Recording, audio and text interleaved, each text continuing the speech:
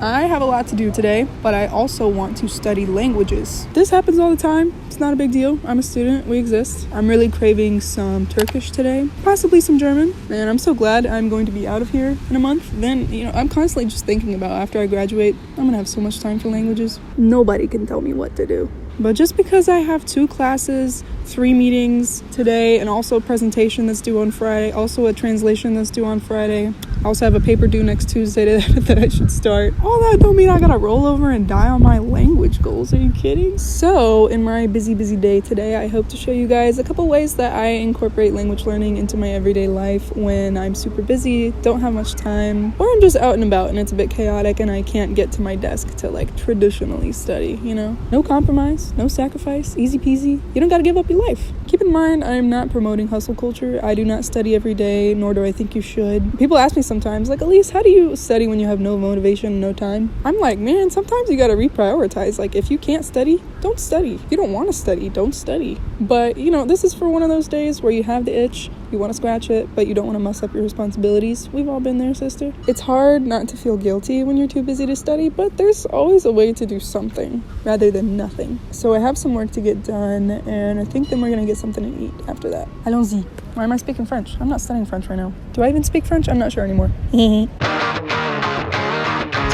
So I am now sitting in the room that I had my first ever college course in. It was English 174. I remember it like it was yesterday. And this was my view. I think it's called the Memorial Baptist Church or Presbyterian. I'm not sure. These are the trolley tours that are the bane of my existence because they go 5 miles an hour and they are not speeding up for anybody. I haven't found any good podcasts for Turkish yet, and I'm kind of butthurt about it. Are there that many good Turkish podcasts? I'm not sure. There's a ton of good German ones, like Easy German, that's my go-to. I tried out Deutsches Geplapper, which was also pretty good, but I don't know, dude. Oh, not y'all seeing my freaking search history. Chansway? Four Town? Dr. Gabba. So if I look up Turkish and go to podcasts, there's a decent amount.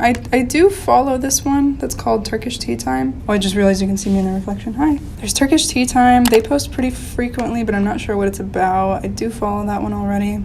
Let's Learn Turkish, which this one does not post very frequently. It says January 2021, which is not frequent enough for my consumption style. I don't know. We're gonna have to explore. Anyways, I'm gonna get to work. I'm gonna try out Turkish Tea Time. Let's do it.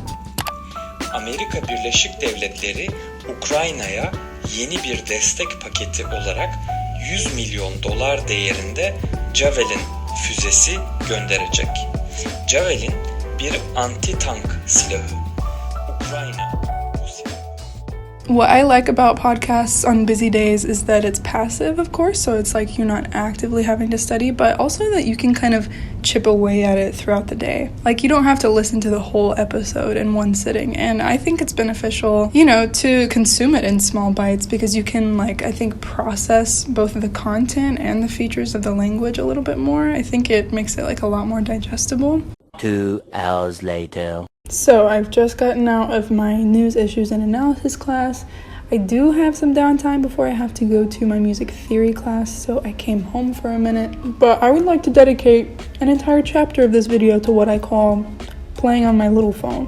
People underestimate how much playing on your little phone, how beneficial it can be to your language learning. So one thing I'm always able to do on the go is respond to my group chats and my friends and my language partners. I'm in so many group chats, y'all. It can be a little bit overwhelming at times. I'm in a German learners group chat, a Portuguese learners group chat. Oh, how could I forget? About a week ago, I launched my membership group on Ko-Fi, and we also have a group chat. It's called Polyglot Pals. I'm gonna just leave the benefits here for a second if you'd like to look at those.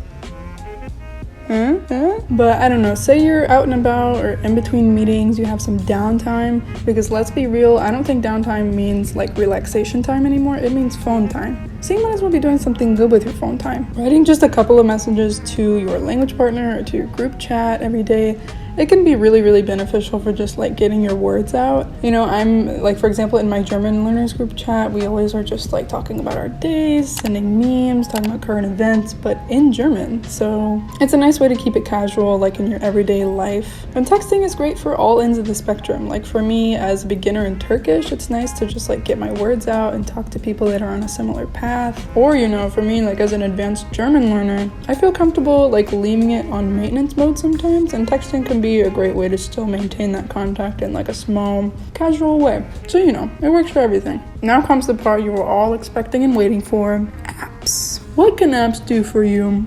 Really. I've never been too much of an app person, but you know what? I feel like I've adopted that philosophy because like most of the languages I speak, I'm like an intermediate or an advanced in, and I guess that apps are not always my first choice for studying.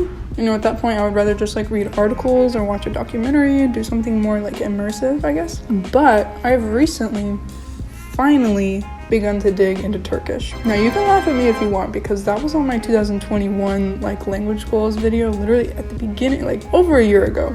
Now I have been doing a little bit of Duolingo here and there, but honestly even though it's, you know, cute and fun, I'm not the biggest fan of it because I'm learning stuff that I can't use right now at the beginning of my learning journey. I know that's like a joke that's old as time, like these weird sentences that Duolingo comes up with, but literally I just want to learn like how to talk about how old I am, or like what my name is, what's your favorite food, and it's like, the man is cold, the young girl drinks water, and I'm like, okay, and I can't do anything with that right now. But what I have been using is Busuu. You know, because I wasn't really feeling Duolingo, I was looking around my phone for other apps that might have Turkish.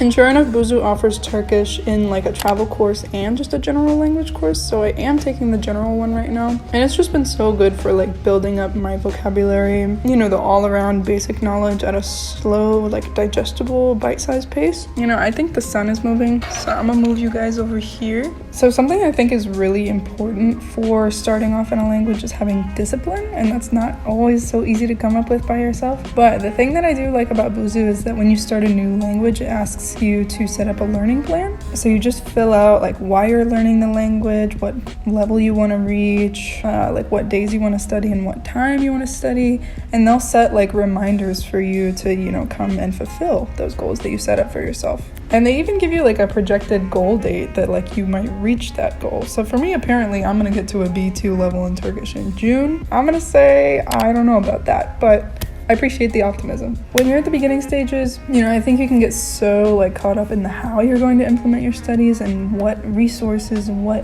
routine you're gonna have, all that stuff, you know, that you end up wasting a lot of that time and energy that you could be actually directing towards that goal. But no more. Cry no more, friend. And on Busuu, everything's cut out in these like topical little lessons, and you know, they never give you too much material in them. You know, I think the most information or like the most new phrases and words I've gotten in a lesson has been like 5, and that's very digestible for when you don't have a lot of time or energy. Watch, dude, I bet I could do this chapter in 2 minutes. Who wants to bet?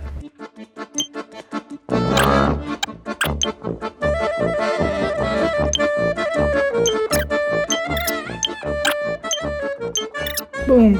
Just like that. So for busy days, Busuu is just the best. You know, I can pop in and out, do my thing. I'm switching between apps all the time. I kind of like have phases. And I'm definitely in my Busuu phase right now because, you know, it's that ease of learning, and also being a beginner is just so intimidating. But not so much when you have these, you know, cute little lessons planned out for you. Approximately 10 hours later. You know, people ask me, Elise, why are you learning Turkish? I literally don't have any good reason other than this video.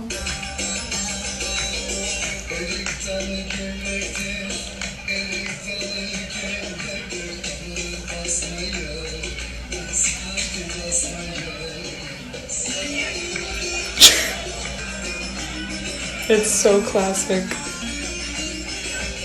So honestly, a lot of times at night when I don't have that much energy, I'm just going to watch Netflix. But let's be real, there's nothing interesting about me watching Netflix on this YouTube video right now. So I thought I would show you the other thing that I do when I have just a little bit of energy, but I still want to study. It's called shadowing. It's a way to consume listening or video content in a more interactive way that makes it pretty much not just go in one ear and out the other, you know? So in its simplest explanation, it's basically just watching the video or listening to your podcast or whatever, and pretty much every time someone says something, you say it right after them. So when you shadow, you're making something, you know, whatever piece of media that you're consuming last pretty much twice as long because you're practicing and actively speaking after the people. So for example, Herkese merhaba.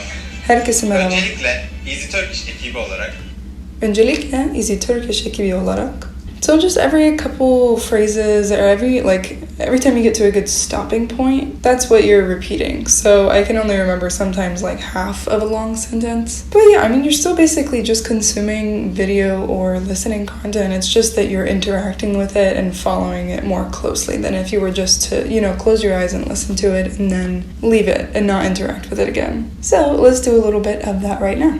hepinizin yeni yılını kutlarız.